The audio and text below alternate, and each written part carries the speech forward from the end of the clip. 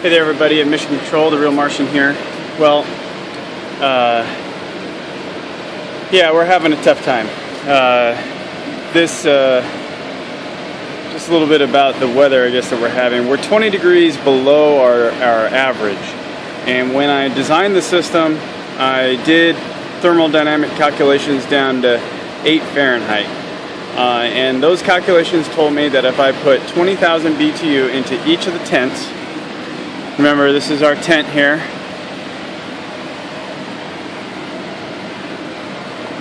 If I put 20,000 BTU per hour into this tent at 8 degrees Fahrenheit outside, I would be outside of the building. I would be able to maintain above freezing temperatures inside the lane, which would have been good enough. And the average number of days that we would be in this situation would be like a week or two out of the year. So what that would mean is that we would be putting wood in the fire fairly constantly to keep it going, but with the double barrel wood stove, it can put out over 365,000 BTU, I believe is what it is. A lot of heat, so we wouldn't have to have it cranked up, which is another reason why I wanted to go with it. It's big, kind of more like a boiler. So this weather that we're having is really rough, and it has taken its toll. So sadly, our attempts to maintain above freezing temperatures are only partially successful. There's a silver lining in it, but there's also some pain that's ahead. Let's start with the silver lining. It's currently about 1 degree Fahrenheit outside today. It's probably, with wind chill, it's definitely negative Fahrenheit. I can't fathom to guess. It's been a long night for me.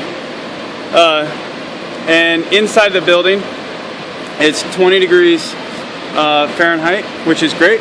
That's a 19 degree swing. That's pretty good.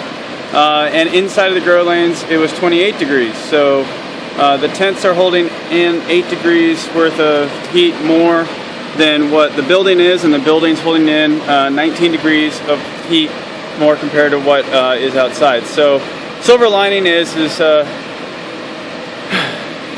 oh my goodness, sorry, I'm worn down. If we were able to have normal temps right now, the building would be just fine.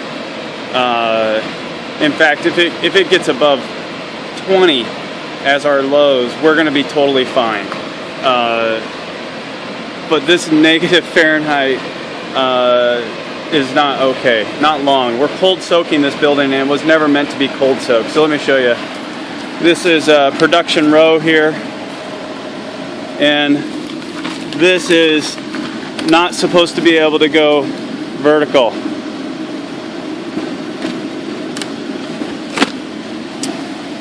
Now, not all of them have frozen, so that's good, but we're gonna have to figure out something. So, options on the table.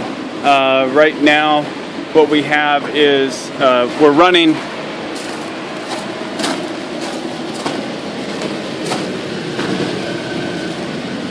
the propane heater for just a few shots at a time. I wanted to say thank you to everybody out there who's been watching this and helping us along. The collaboration has been great.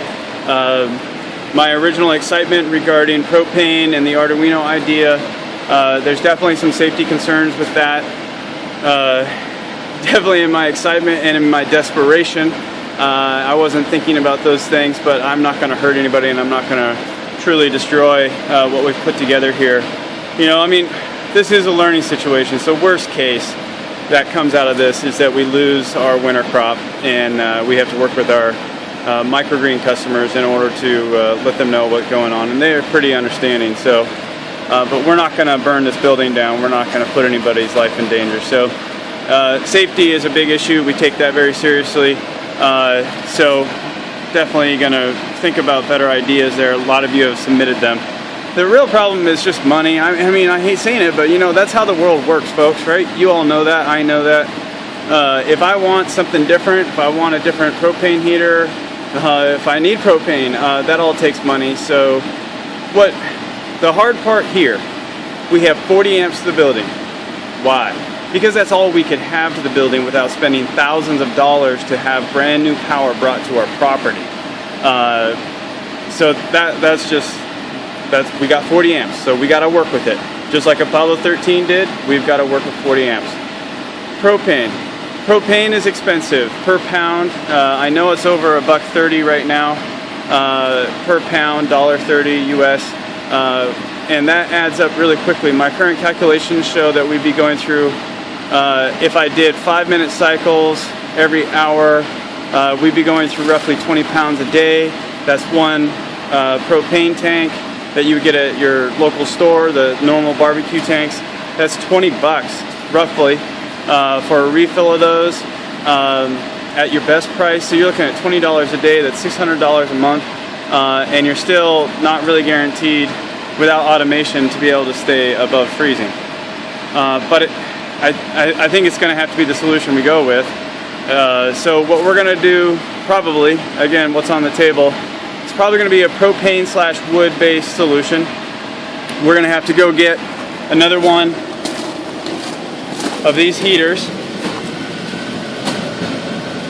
Right now we only have the one, and we'll go put that into the other lane so that we can have both of them running, and we'll have to come out here at least once an hour and turn them on. Now the real problem isn't coming out during the day, because Mrs. Martian has generously offered to come out and take care of that for me. The real problem is night. So I'm staying up late and I'm stocking the stove at night, but still I'm trying to sleep. I'm going on 5 hours right now for the last few days. And I know a lot of you out there have a lot worse than I do, so just stating for the record, that's what I'm going on. And just in those 5 hours, it drops below freezing. It was 26 degrees in here, inside of the tent, or 28 this morning when I came in.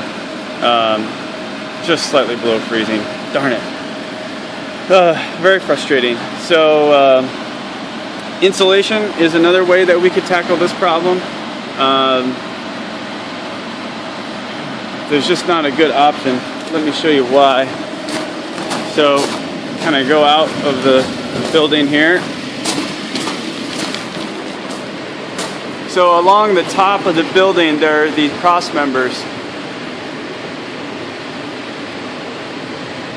And the building's huge. So if we were to run plastic all the way over the inside of that and create an air dead space, one, that's a huge piece of plastic, and I don't even know how I'd get up there by myself. I have an extension ladder, but really what we would need would be a lift, and we can't get a lift in this building anymore. So that would be a very, very difficult thing. It's definitely a multi-person, multi-ladder job.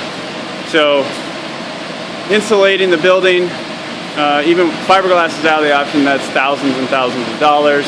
Plastic is relatively cheap, probably about $400 for a sheet of plastic. We can put more plastic over the top of the grow lanes, though honestly I'm not sure it's going to help very much. Anyway, that's all the stuff that's on the table right now that I can think of. So yeah, we're going to hold fast on the Arduino propane control because of safety. Going to do some research online, see if there's something out there I can buy used or what have you to try to solve the problem.